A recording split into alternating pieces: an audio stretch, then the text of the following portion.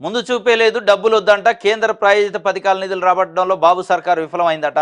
రాష్ట్రంలో పథకాలను అమలు చేయకూడదనేది కూటమి సర్కారు యోచన లక్ష్యం.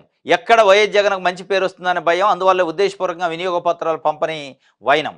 ఈ ఆర్థిక ఏడాది జనవరి ఆఖరకు 5,524 కోట్లు రాబడి. అదే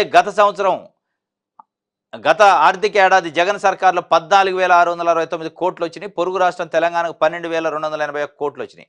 కేంద్ర ఆర్థిక మంత్రిత్వ శాఖ గణాంకాలు వెల్లడి. ముందు చూపు లేదట, డబ్బులు వద్దంటున్నారట. కేంద్ర ప్రాయోజిత పథకాలు, national health mission, food for work, ఇట్లా జాతీయ ఉపాధి హామీ పథకం, ఎన్ఆర్ఈఎస్, ఇట్లాంటి చాలా కేంద్రం నుంచి వచ్చే మధ్యాహ్న భోజనం, ఇవన్నీ కేంద్రం నుంచి నిధులు వస్తాయి అన్నట్టు. ఆ నిధులు రావాలంటే రాష్ట్ర ప్రభుత్వం ఏం చేయాలంటే ఫస్ట్ ప్రపోజల్స్ పంపాలి, ప్రతిపాదనలు అంటారు వాటిని.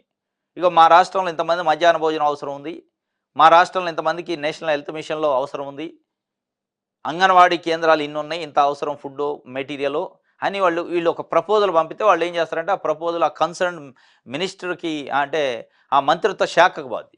ఆ శాఖ దాన్ని పరిశీలించి అప్రూవల్ ఇస్తాయి.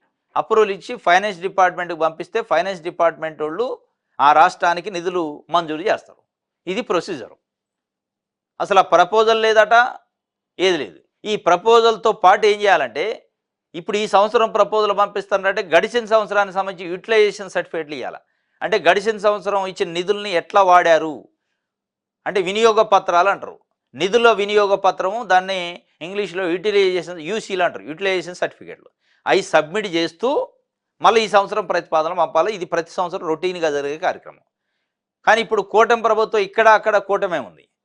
కనీసం ఆ ప్రతిపాదనలు పంపే దిక్కు లేదు, యూటిలైజేషన్ సర్టిఫికేట్లు పంపే దిక్కు లేదు, దాన్ని పక్కగా పడేశారు. దాని ఫలితంగా పక్క రాష్ట్రాల్లో దాదాపు 10,000 కోట్ల పైన నిధులు కేంద్రానికి సంబంధించి వస్తే మన రాష్ట్రంలో 5,000 కోట్ల రూపాయలే వచ్చినాయి అన్నట్టు ఒక వార్త రాసింది. దీని అందరి కారణం జగన్మోహన్ రెడ్డికి పేరు వస్తుందని, జగన్మోహన్ రెడ్డి పైన గతంలో చేసిన విమర్శలకి సమానం చెప్పాల్సి వస్తుందని వాళ్ళ బాధ.